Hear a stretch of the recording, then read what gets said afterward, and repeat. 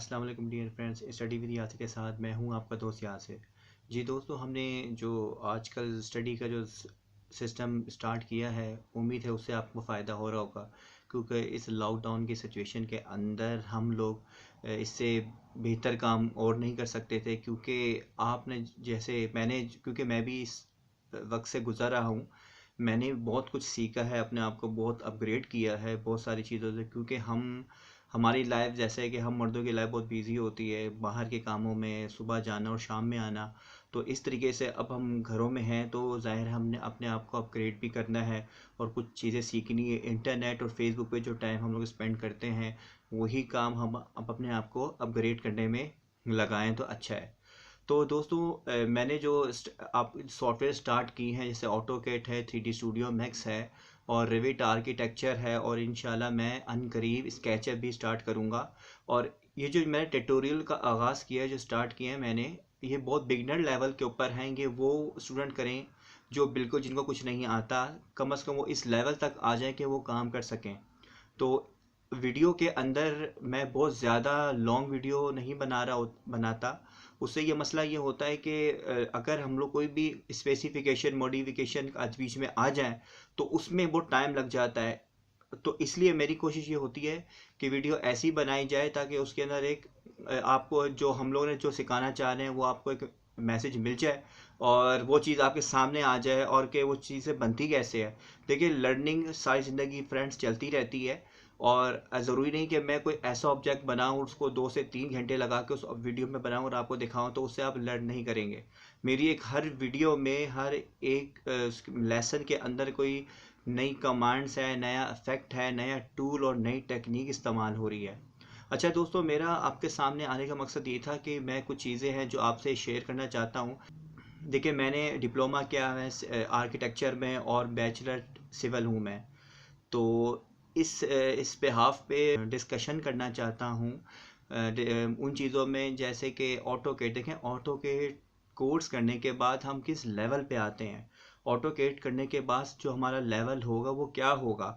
तो यही चीज़ें डिस्कस करने के लिए मैं आपके सामने आज आया हूँ कि मैं इन सॉफ्टवेयर की एक छोटी सी समरी आपको बता सकूँ। देखिए, ऑटोकेड एक बेसिकली एक सॉफ्टवेयर है। उसको मुख्तलिफ़ कंपनियाँ यूज़ करती हैं अपने पर्पज़ के लिए, अपने काम के लिए। देखिए, उसमें स्केच बनाए जाते हैं, मैप बनाए जाते हैं। ज़्यादातर आपने सुना होगा इसको सिविल, मैकेनिकल, इलेक्ट्रिकल तरीके से वो कंपनियाँ ज़्यादा यूज़ करती हैं। ऐसा नहीं है, जो भी कंपनी को कुछ डिटेल चाहिए होती है, कुछ ड्राइंग बनानी होती है, कि कुछ कुछ काम ऐसे होते हैं जो हम लोग ड्राइंग बना के उसके ऊपर ड्राइंग बना के ही एक अपने आप एक दूसरे को समझा सके, ड्राइंग बना के ही गाइड कर सके। तो वो सिलसिला हमने ऑटोकेड के ज़रिए स्टार्ट किया है। पहले जो काम हमारे हुआ करते थे, आपने देखा होगा कि जो हमारे काम होते थे वो मैन्युअली काम करते थे, मैन्युअली स्केच बनते थे। अब जो हमारे स्केच बनते हैं, अब जो हम लोग काम करते हैं, वो हमारा सारा ऑटोकेड के ऊपर है। ऑटोकेड में देखें, मिलीमीटर, सेंटीमीटर, फीट और इंचज़ में ड्राइंग बनाई जाती है।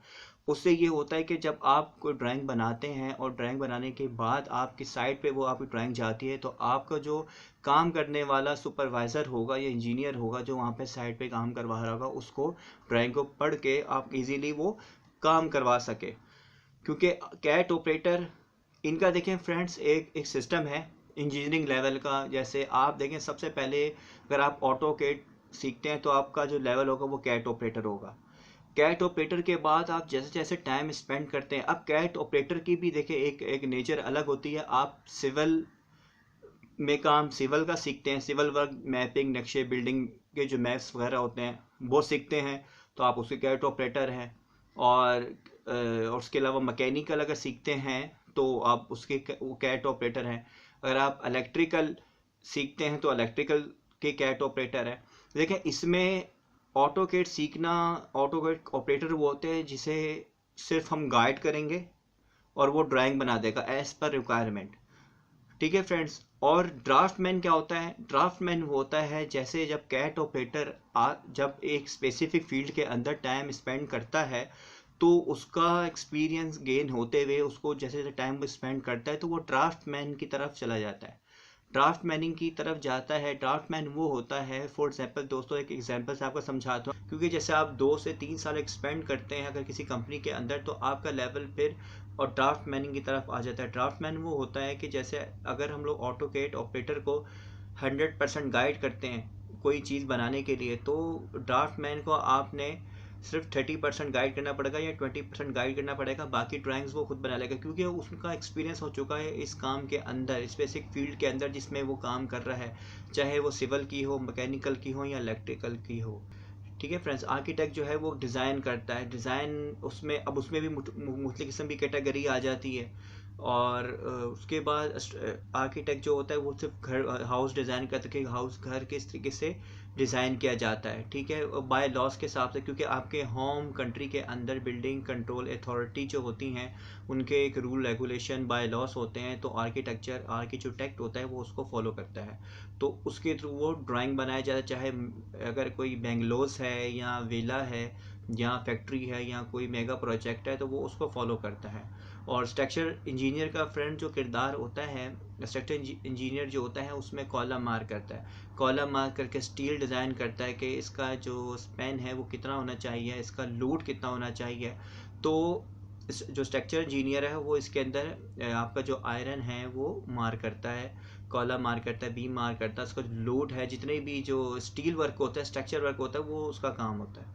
और इसमें और दूसरी बात कि इलेक्ट्रिकल इंजीनियर का फ्रेंड्स काम भी इसमें का किरदार होता है। असल में जो आपकी जो ड्राइंग मार्क होती है, देखिए पहले आप आर्किटेक्ट जब डिज़ाइन करता है वो स्ट्रक्चर इंजीनियर के पास जाता है, वो उसमें कॉलम मार करता है उसके लोड के सॉइल टेस्टिंग के हिसाब से, ठीक है, वो उसमें कॉलम मार करता है। पहले सॉइल टेस्टिंग किया जाता है, उस ज़मीन का लोड देखा जाता है, उसकी चेक की जाती है, उसकी स्ट्रेंथ, उसके बाद वो कॉलम मार करता है। उसमें कॉलम मार करने के बाद फिर वो ड्राइंग हमारे पास इलेक्ट्रिकल इंजीनियर के पास आती है। इलेक्ट्रिकल इंजीनियर उसके अंदर वो आपकी डीपी लगनी है, कितने फेस का आपकी डीपी लगनी है, 1 फेस, 2 फेस, 3 फेस, और आपकी पीएमटी कितनी दूर लगी हुई है, वहाँ से कितने वोल्ट लेने हैं, मतलब वो जो पूरे घर में वायरिंग होती है वो एक इलेक्ट्रिकल इंजीनियर उसको मार करके देता है।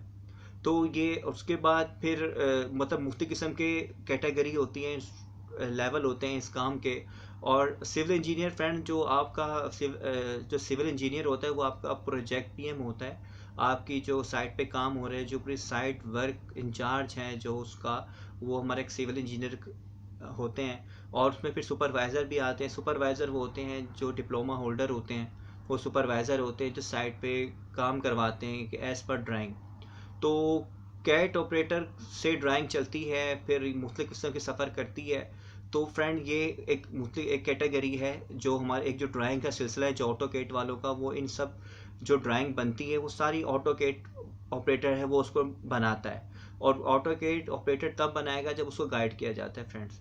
और उसके बाद इंटीरियर डिज़ाइनिंग का भी काम आ जाता है। इंटीरियर डिज़ाइनिंग का ऐसा काम आता है कि जब आर्किटेक्ट या आप कोई भी चीज़ डिज़ाइन करते हैं तो उसमें हमारे जो इंटीरियर है, फर्नीचर है, वो किस तरीके से लगाया जाए, तो वो ड्राइंग भी हमारा ऑटोकेट ऑपरेटर तैयार करता है, वो भी उसको गाइड किया जाता है।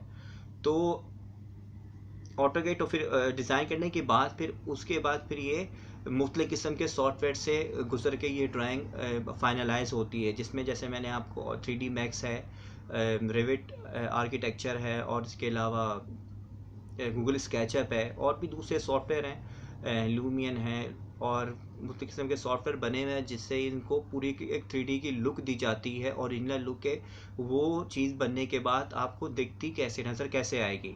तो ऑटोकेट से दोस्तों ये सफ़र शुरू होता है ऑटोकेट में। फिर जिससे जैसे ऑटोकेट ऑपरेटर का एक्सपीरियंस बढ़ता जाता है, वो खुद ही उस स्पेसिफिक फील्ड का ड्राफ्टमैन और डिज़ाइनर बन जाता है। तो ये एक सफ़र है ऑटोकेट की, एक समरी थी जो मैंने आपको बताई है। और इसके बाद फ्रेंड मैं आपको फिर 3D मैक्स का भी बताऊंगा कि 3D मैक्स करने के बाद हमारा लेवल क्या होता है, रिविट करने के बाद लेवल हमारा क्या होता है। तो इसी तरीके से इन सॉफ्टवेयर की एक छोटी सी समरी में आपको थोड़ा डिस्क्राइब करूंगा, आपको बताऊंगा कि हम लोग ये सब कोर्स करने के बाद किस लेवल के ऊपर आ जाते हैं। ठीक है दोस्तों, ये थोड़ा सा इंट्रोडक्शन था ऑटोकेट का, कि ऑटोकेट करने के बाद हम किस लेवल पे हम लोग आते हैं। तो ठीक है फ्रेंड्स, स्टडी विद यासिर के साथ यासिर को दीजिए इजाज़त।